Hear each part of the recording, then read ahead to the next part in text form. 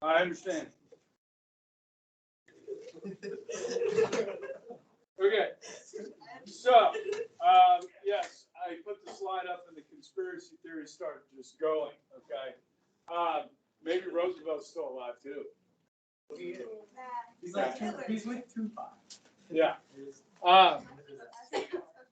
So yesterday, guys, we got through not VE, but we're about there, and we got through the fact that, Dresden letting the Germans take Berlin, okay, and the result of that, which was communist control over Eastern Europe for 40 years, okay. So today we kind of wrap up the war in Europe. And before that happens, on April 12, 1945, President Roosevelt succumbs to a brain aneurysm and will pass away. For somebody like my dad, who was born in 1929, President Roosevelt has been president ever since he can remember. From the age of 3 to the age of 16, there's been one president. So it's kind of it's an interesting thing. Obviously, the country will mourn his passing, and certainly there's some fear that this kind of inexperienced vice president is going to assume this leadership role in the midst of a war, a major war, world war. But I got to tell you, I'm kind of a fan of Harry Truman. Harry Truman, when he left office, was in modern presidential politics is probably, besides maybe Jimmy Carter, the most disliked, having the lowest poll numbers of any president leaving office, was Harry Truman. But I think with what fell on his shoulders, both during the war and after the war, I felt like he did a pretty good job. And you could throw civil rights into that as well. So we'll talk more about that in ensuing days. But so American and Soviet troops meet at the Elbe River after the fall of Berlin, April 25th, 1945. The story goes, guys, Hitler is in his bunker in Berlin. The Russians are in the city, and rather than being captured, put on trial, and executed, it is believed that Hitler took his own life. Now, before he did so, he married his longtime mistress, Eva Braun, and so as the story goes, they both took cyanide capsules, and Hitler shot himself in the head, just to make sure. Now, it is also thought that Hermann Goering, Hermann Goering and his wife took the lives of their children and themselves in the bunker with Hitler. And Hitler also killed his German Shepherd dog before he died. Oh, he killed a dog? Well, wow, he is the worst man. Now, as you guys know, there are conspiracy theories out there, right? That Hitler escaped with other Nazis and went to Central America or South America.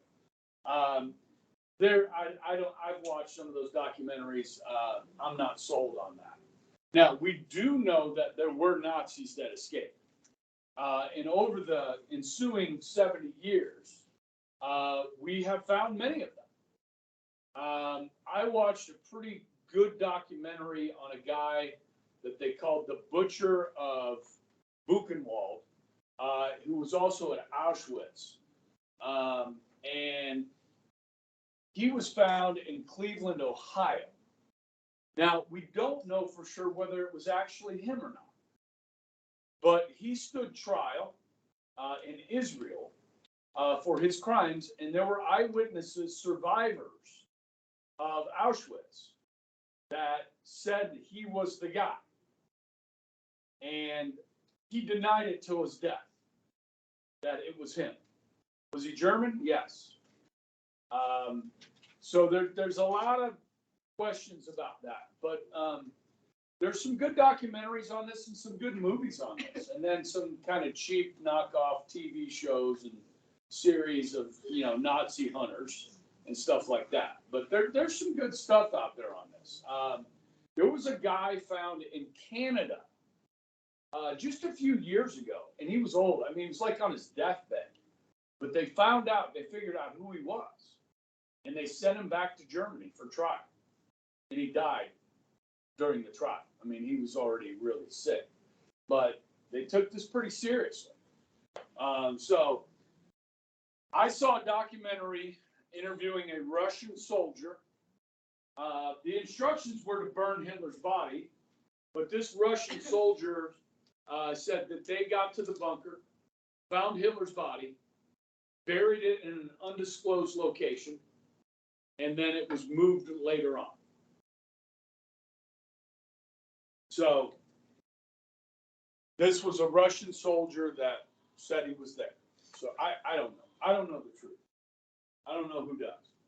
Okay. Now this is Churchill celebrating VE Day, Victory in Europe, in Trafalgar Square here. You can see he's got the peace sign up. Yeah. So based off that Russian guy, we don't know where Hitler's body is.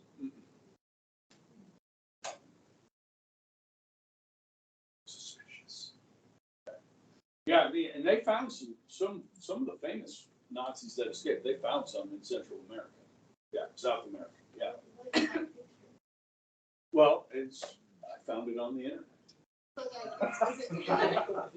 Huh? I don't know. That's like actually a picture of Hitler. Yeah, I think it's him. Yeah, there's a bullet hole right here. Why does it look like? Well, you remember, Hitler was not healthy. You know what I mean? He was not doing well. And he was taking lots of drugs to keep him going. Okay. And yeah, I mean, the whole stress of it. There's a really good movie on this called Downfall. Have you guys seen this? Downfall? It's really good. And it goes the last, weeks and days of Hitler's life. Okay. So, and it's very well done. So, I know they watch it in German class. All right. So, this picture's actually taken after VJ Day, but it's in there. Okay. So, we move to the Pacific. Can I get some light in the back, please?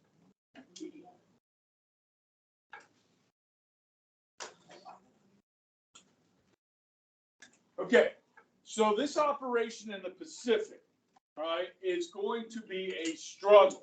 I mean, you say struggle, okay? And Joseph's going to talk about that today. Okay, the book he read follows kind of the experience of a U.S. Marine in the Pacific.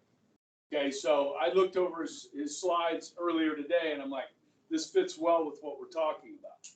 Okay, and then Lily has some stuff on the atomic bomb, and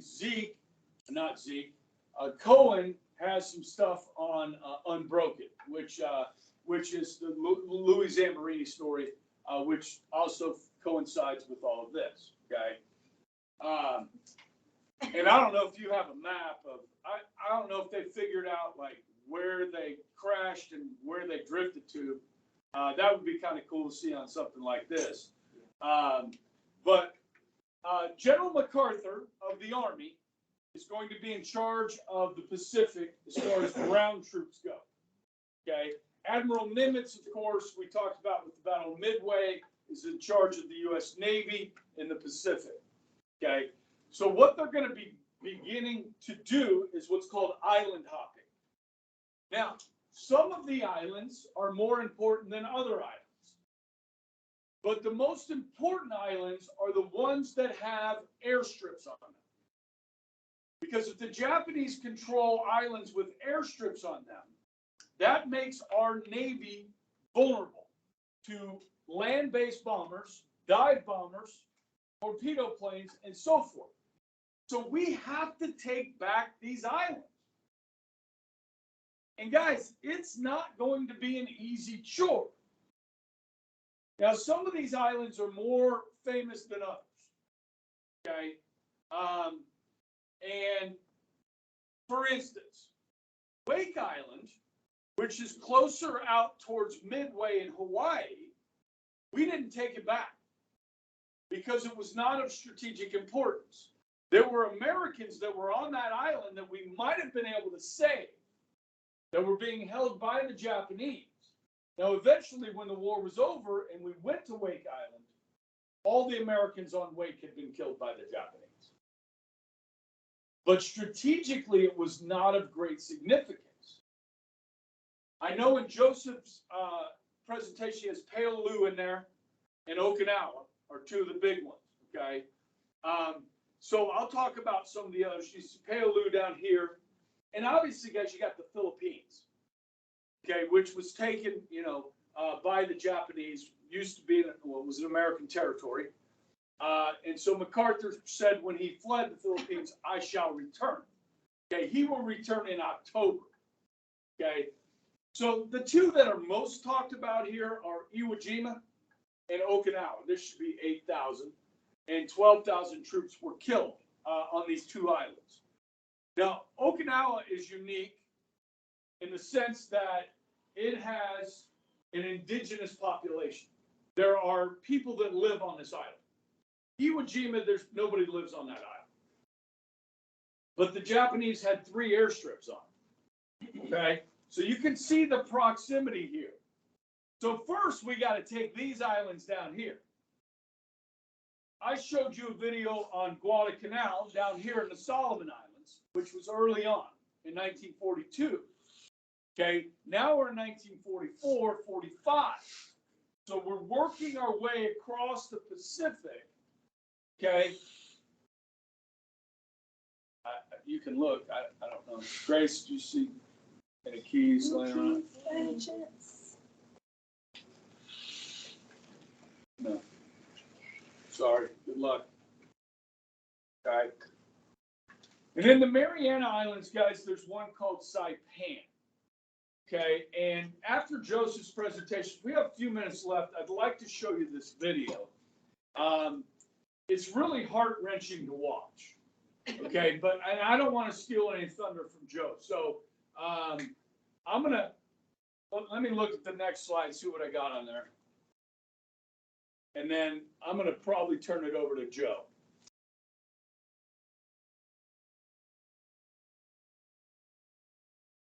Did I do Iwo Jima first? Okay, I'll do Iwo Jima first. All right, so this is fairly close to the Japanese main island. There are airfields here and here. Okay, so as our Navy moves closer to Japan, the Japanese can use these airfields to attack our Navy. Okay, we are going to bombard this island. It has about 22,000 Japanese on this island, defending these air bases. We are going to bombard this island for 78 days, from the air and from the sea. It has very little impact because the Japanese have dug tunnels underneath the ground throughout this island, dozens of miles of tunnels, okay? And at the entry of many of these tunnels are artillery guns, pieces, and machine gun nests. This is Mount Suribachi at the end. It's a volcanic island. This is black sand. You know, it's nasty, okay? You remember, you've all seen this picture, okay? And the ensuing statue here of the Marines placing the flag at the top of Mount Suribachi, okay? What was eerie about many of these island battles is that the Japanese would let us come on the islands. So unlike on D-Day when we landed in France, where trying to get on the coast was very difficult, on these islands, many of them, Japanese will let us come on. And as we move out into the islands, that's when they attack. The Japanese like to attack at night as well. okay, which made things very difficult. So we are going to land troops just on the other side of Mount Suribachi on this part of the island. So troops will come in here. The goal is to cut across the island, take Mount Suribachi, and then break out.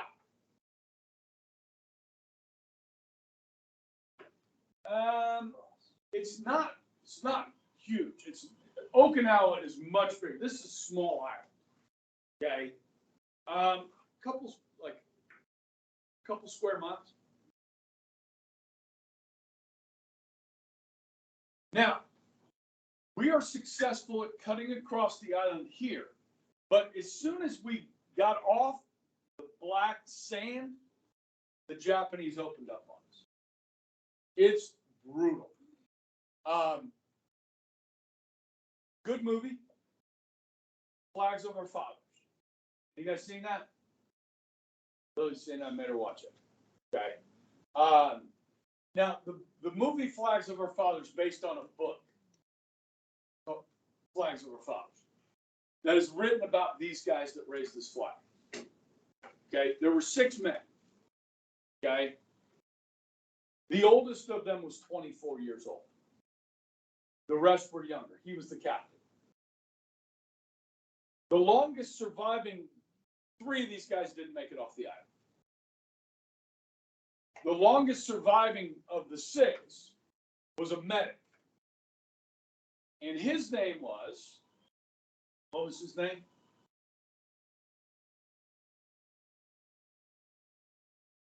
Oh my gosh. Was it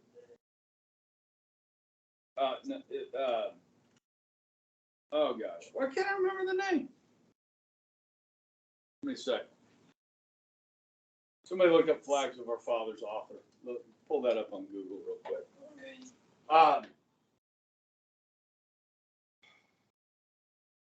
Sorry. James Bradley. Okay. James Bradley was the son that wrote the book. His father was a medic. He lived to a ripe old age. But his dad never talked about it. His dad was famous. So like when he was a kid, James Bradley would go to school and the teachers would tell him, your dad's a hero. Because people knew who he was. Because they made him famous. Okay? But the guy would never take phone calls. He would never do interviews. And he never talked about it. So when his dad died, James Bradley went into his father's footlocker and found out who his father was. He was one of these guys. So he wrote a book about the 6 guys that raised the flag. Okay, and so like I said, 3 of them never made it off. Ira Hayes was one of them. He was a Pima Indian. Okay, and the way Ira Hayes spoke about this was, I hit that beach with 250 of my best friends. And only 17 of us walked off that island alive. So take your senior class. You all go into battle. The whole senior class. And only 17 of you survive. Those images of horror led to alcoholism for Ira Hayes. And he literally drank himself to death. James Bradley was able to go through this. Another guy up here was a guy named Franklin Sousley. He was 19 years old. He was a hillbilly from Kentucky. And when James Bradley went to interview his friends and family back in Hilltop, Kentucky, one of them told a story about when they were kids. There's a general store, like the little store in the town. And one night they took a cow up there and put rope around the front of the store to keep the cow there and fed the cow Epsom salts. And the cow crapped all over the place all night. So when the telegram came telling Franklin Sousley's mother that he had been killed, the neighbors lived a quarter mile away. And they could hear her screaming and wailing. Okay. So the book, Flags of Our Fathers, goes back and interviews and looks into the background of these 6 guys. And then Clint Eastwood did a movie on it. It's really good. Okay, so you got time this summer, check that one out. And then Clint Eastwood did another movie called Letters from Iwo Jima, and wrote that based on the Japanese experience on this island, which is pretty interesting. Because when we took this mountain, guys, our soldiers kept hearing explosions inside the mountain. And they're like, what is that noise? What is going on? So there were caves dug into the mountain. So they went in to the caves in the mountain and they found the bodies of Japanese that were blowing themselves up inside the mountain rather than be captured. We will, of 22,000 troops on this island, we will capture about 25. The rest we will have to kill or they will kill themselves. Guys, this is war, this is brutality. Like nothing, I mean, you can't even imagine. Okay? So we took this mountain, like after 2 days, the flag went up. The battle lasted another 2 months. Okay? So that's the story of Iwo Jima. Okay? The Philippines, real quick, 2 years after MacArthur was forced to leave, he returned on October 20, 1944. It wouldn't be till March, 5 months later, that they took the capital of Manila. Now, I got a good, quick story on this one. I had a student do an interview with a guy that was in Manila when they took it from the Japanese. MacArthur wanted to get back to his office because he had his headquarters in Manila. And they were clearing the building of Japanese soldiers. And they cleared the building, and this soldier said, I was the first guy into MacArthur's office. And there was an ashtray. You know, got a corncob pipe here. He smokes a pipe. MacArthur, guy. Ashtray. General MacArthur's name on it. The soldier said he picked it up and put it in his pocket. Brought it home as a souvenir. Which is freaking great. Okay. Probably worth a lot of money. Okay, so this is MacArthur returning. He made sure all the cameras were there. They stopped the boat short of the beach so he could wade up through the water with his Ray-Ban sunglasses on and his corncob pipe. Okay, he's an egomaniac. MacArthur is, just like Patton was. Okay, a great soldier. And we're not done talking about MacArthur. Remember I told you who his dad was? Admiral Arthur MacArthur. The Spanish-American War. Okay? And then you have the great Douglas MacArthur of World War II, who will lead our troops 5 years later in the Korean War.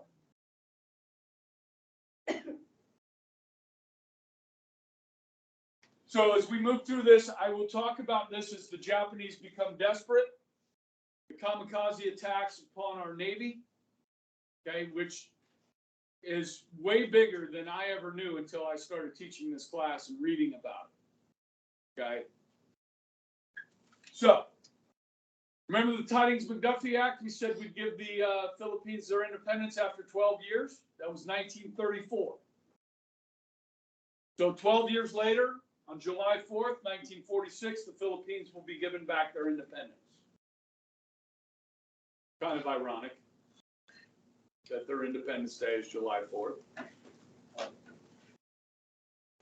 Now, I've asked Filipino people this. I said, do you guys celebrate July 4th as Independence Day? And they said, no. We celebrate our independence from the Spanish that the Americans gave us as our Independence Day. Okay, which is kind of interesting. Okay. We got a 99-year lease to use military base there in the Philippines. Subsequently, guys, we were asked to leave. Back in the late 90s, they asked us to leave. And we did. And then they invited us back because they were having big problems with Islamic terrorism after 9/11. And there's a group there called Abu Sayyaf. in the Philippines, that Islamic terrorists. Now, Philippines is like 90-some% Catholic, okay? But there is an Islamic population there that causes a lot of problems for them. And real quick on a local side note, some of our churches do missions, like mission trips or have mission in different countries. There's a local church from Rose Hill that had a mission in the Philippines. And a couple, Martin and Gracia Burnham, missionaries in the Philippines. This happened about 15 years ago, okay? And they were captured by Abu Sayyaf, this Islamic terrorist group, and held for ransom. And they're from Rose Hill. And the rescue attempt, Martin Burnham was killed. Gracia survived the rescue and was able to come back to Rose Hill, and she wrote a book about her experiences. My wife met her, read her book. Interesting side note to that. Okay, so we'll see what Joe has to say about Okinawa and Petalut, and I can kind of fill in some after that with the boys on Monday. Okay, Cohen will talk Monday too. If you haven't read Unbroken, if you like reading at all, you'd love that book. Okay, so yes, they will love that book. Yes. Yes. Okay. All right. You guys have a good weekend. Like and subscribe.